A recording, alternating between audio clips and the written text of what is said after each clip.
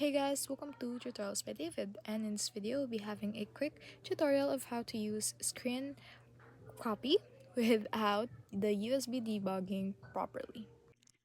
So here's how to use a screen copy without USB debugging. So it is actually pretty simple because we have a new method with that. So you just want to set up your screen copy entirely over Wi-Fi.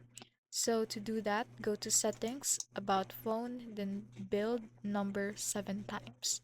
Enable wireless debugging with that, and then after that, you just want to make sure your phone and PC are on the same network, then install screen copy on your computer and generate a wireless connection code directly from your device's images or settings.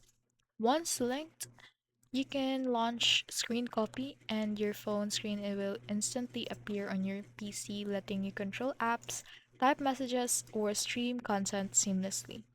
This method is quick, safe, and perfect for users who want a hassle-free, seamless, or way to interact with their devices.